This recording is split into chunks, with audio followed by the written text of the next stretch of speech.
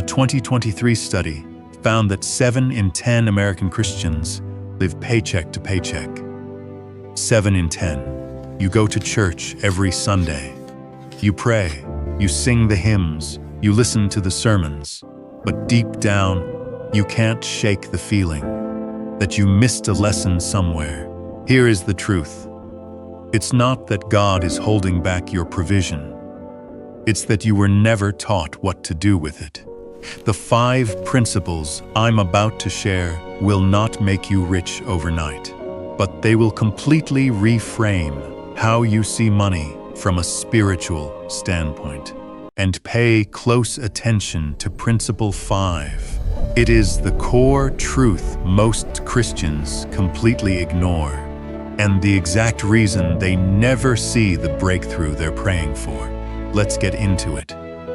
You know, the Bible actually has more to say about money than almost any other topic.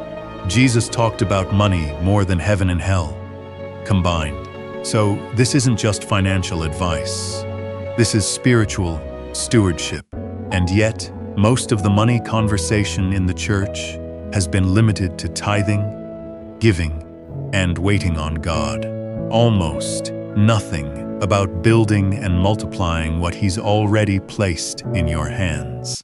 Principle 1. Start with what God already gave you. Most people are asking God for more and completely ignoring what He's already placed in their hands. What is that in your hand? Exodus 4:2. God didn't tell Moses to wait for something better.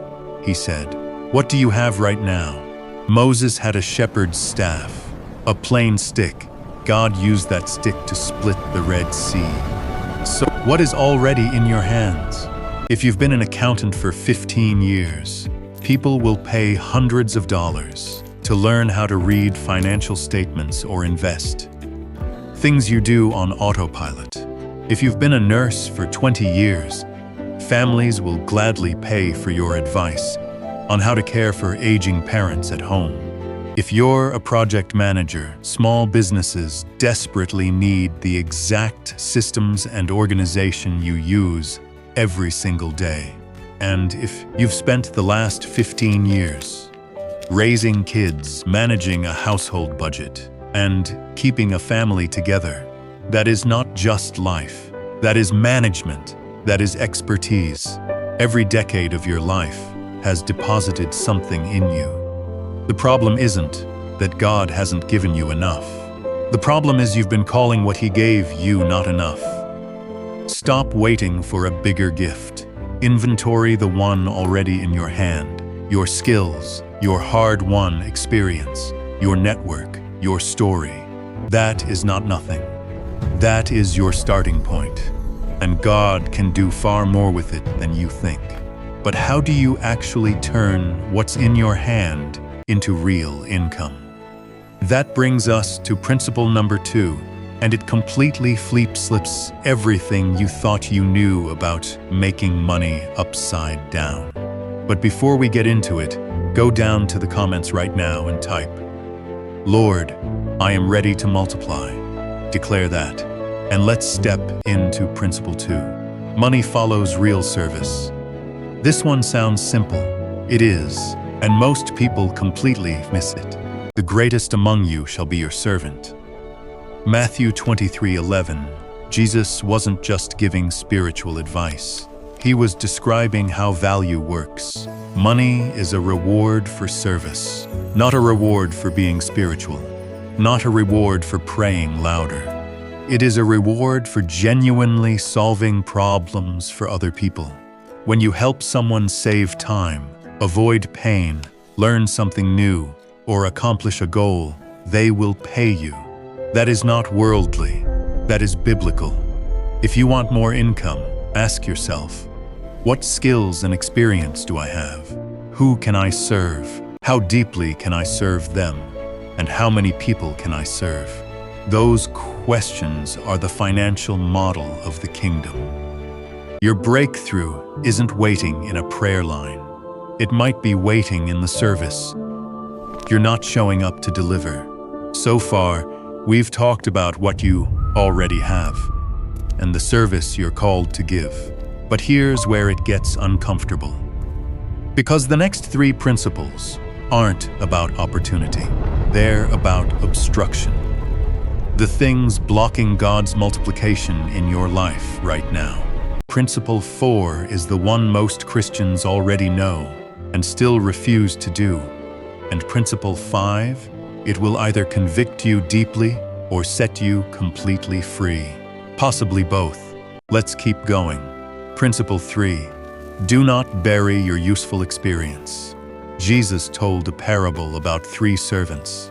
A master gave each of them money, called talents, and went on a journey. 2 servants invested and doubled what they had. The third one, he buried his. His reason sounded reasonable. He was afraid. He didn't want to lose what he was given. You wicked and slothful servant, you ought to have invested my money. Matthew 25:26-27 harsh words, and they apply to more than just money.